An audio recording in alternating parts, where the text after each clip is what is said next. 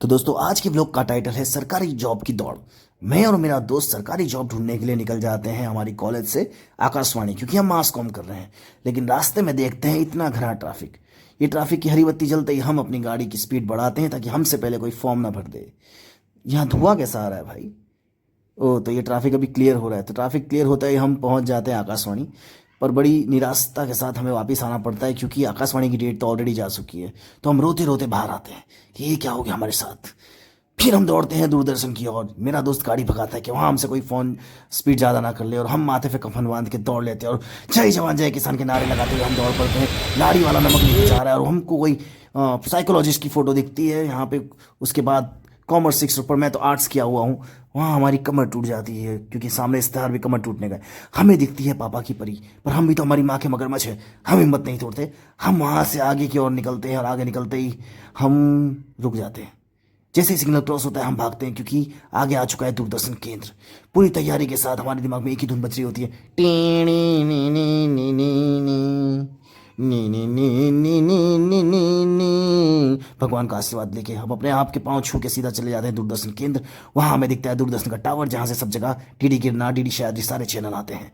मेरा दोस्त अपनी प्रॉपर्टी इन दूरदर्शन वालों के नाम कर देता है कि मुझे नौकरी दे दो।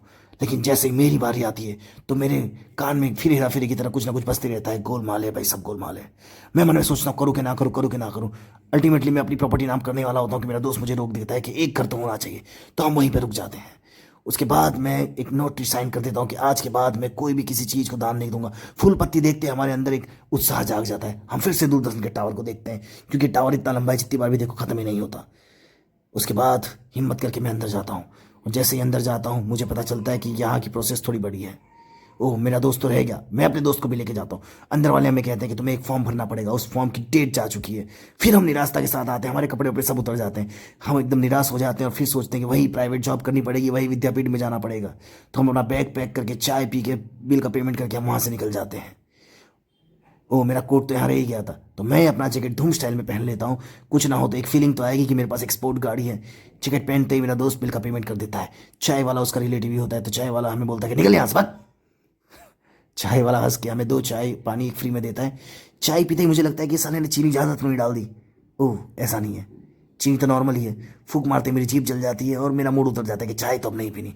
मेरे हाथ के नीचे एक कप था, उस कप की प्राइस 10 रुपये थी। उस कप पे मैंने चूम किया। कप के अंदर मलाई लगी हुई थी। मलाई को छानते ही मैंने चाय पी ली। चाय पीते ही एक मेरे सामने पंखा चल रहा था, और जिसमें शाहिद कपूर स्टाइल में मेरे दोस्त के बाल उड़ रहे थे।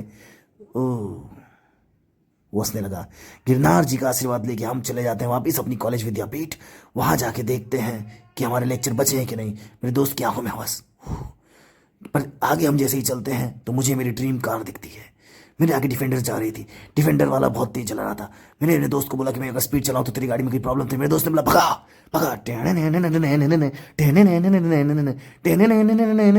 और डिफेंडर हमारे क्लोज आ गई थी। लोग हमें देख रहे थे हम कैसे व्लॉग उतार रहे हैं।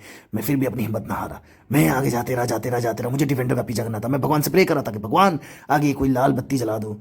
लाल बत्ती जल गई। डिफेंडर को मुझे नजीक से देखने का मौका मिला। मेरे दोस्त ने कैमरे का एंगल बदला और हमारे सामने डिफेंडर, 1.5-2.5 करोड़ की कार। अंदर जो भी बैठा था वो सोच रहा था कि साले ये नजर तो नहीं लगा रहे हैं, बिकॉज नजर इज वेरी रियल। मैं मेरे दोस्त के साथ पोज देने लगा डिफेंडर के सामने। मैंने मेरे दोस्त को बोला कि साले देख देख, ये गाड़ी अपने भी कभी ना कभी लेंगे। मेरे दोस्त के चेहरे पे हंसी आ गई। काका सामने से जो अपनी पेन बेच रहा था बोला था सालो तुमको भी मैं ही मिला था अभी। उसके बाद हम अंडर ब्रिज से आगे निकलते हैं, अपनी कॉलेज पे पहुंचते हैं। मैं कपड़े बदल के ऑफिस के लिए तैयार होता हूँ। मैंने अपनी धन्नों पे, सॉरी धन्नो तो नहीं है, तो मेरा पुष्पक है, पुष्पक पे अपना टिफिन रख दिया था और एक विश पत्ता मेरे वहाँ गिरा हुआ था। तो बस आज के ब्लॉग यहीं एंड करते हैं। Take care, good bye.